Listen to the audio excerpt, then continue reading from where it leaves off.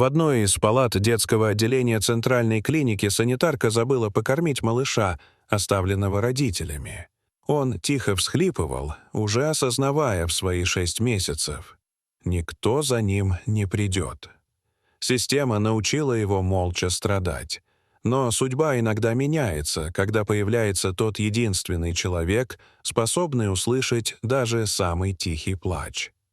Утреннее солнце пробивалось сквозь жалюзи и озаряло кабинет Елены Андреевны золотыми полосами. Тиканье часов на стене сопровождало ее размышления, еле слышное, ставшее почти неотъемлемой частью тишины. «Мы осознаем всю ответственность», — тихо произнесла женщина, сидящая напротив. Ее муж крепко сжимал ее руку, передавая свою решимость. «Просто страшно. Мы не справимся. Лучше мы сразу от него откажемся», — сказал мужчина. Елена Андреевна склонила голову, оценивая эту пару своим особым взглядом. «Знаете», — ее голос был мягким, но в нем ощущалась сталь. «Один мудрый человек как-то сказал мне: страх — часть любви.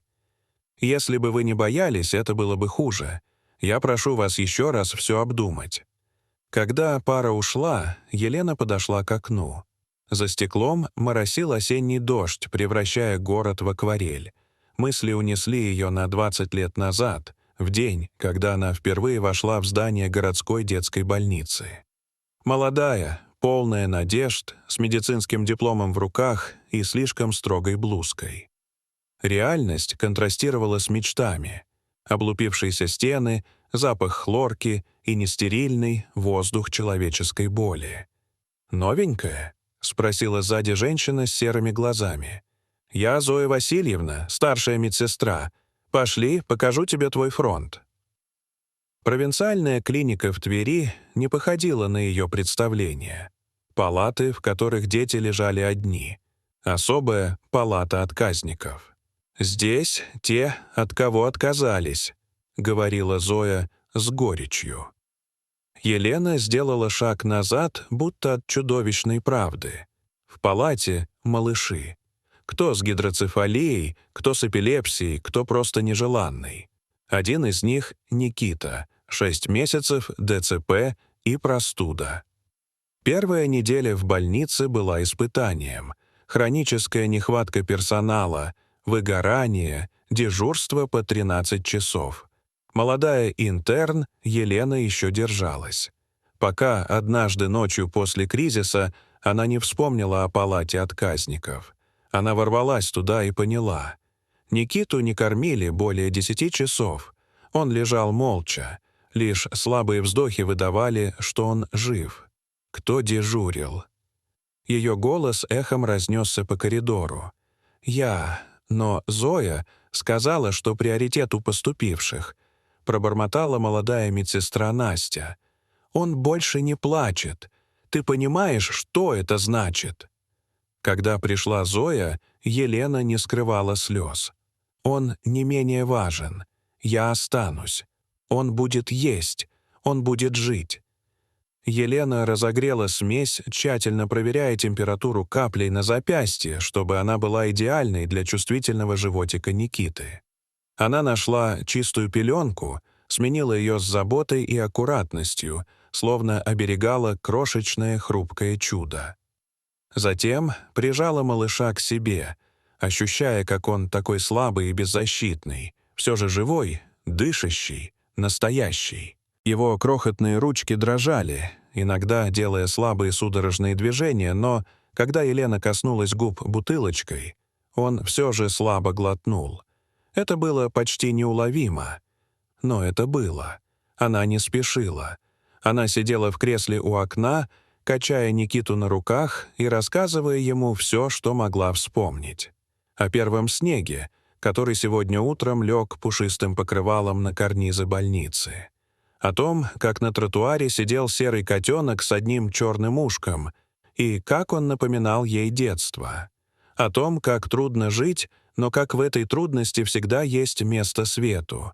Она говорила, будто его сознание уже все понимало, будто эти слова согревали его лучше любого одеяла. И в какой-то момент ей показалось, или, может быть, это действительно было, что он чуть-чуть сжал ее палец. И в этом маленьком усилии было больше надежды, чем в сотне сказанных вслух обещаний. Так начался их путь. Каждый день она приходила в палату, делала массаж, упражнения, читала о ранней реабилитации. За 2 недели Никита изменился. Начал гулить, пытался поднять голову. «Ты к нему привязываешься», — однажды сказала Зоя Васильевна. «Не приручай. Потом в доме малютки ему будет больнее». Но Елена уже сделала выбор. «Я не брошу его». Ее жених Павел был в ярости. «У нас свадьба, карьера, Европа, а ты променяла все на подкидыша-инвалида?»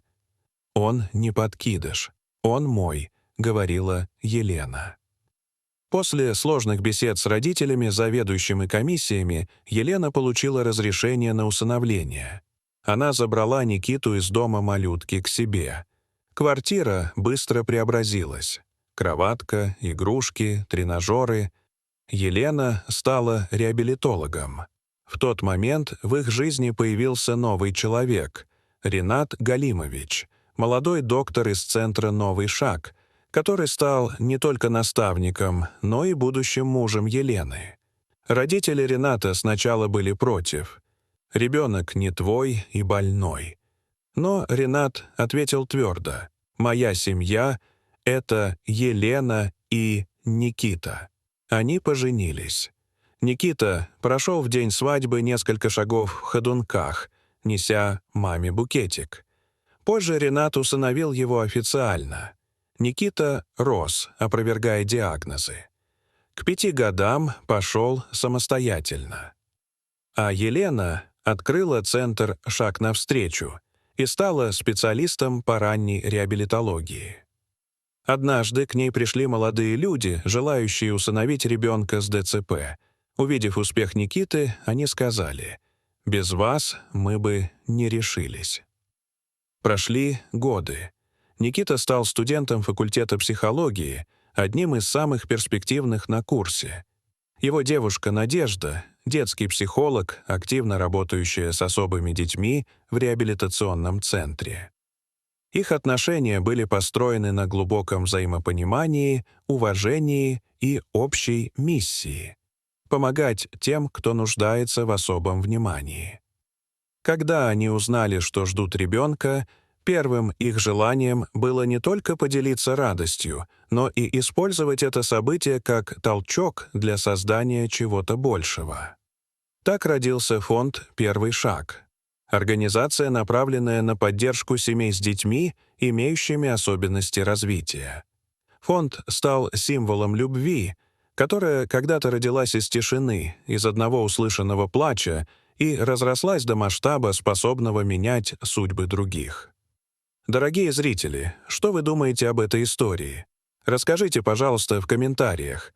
А если вам понравилось это видео, то ставьте лайк и подписывайтесь на наш канал. До свидания.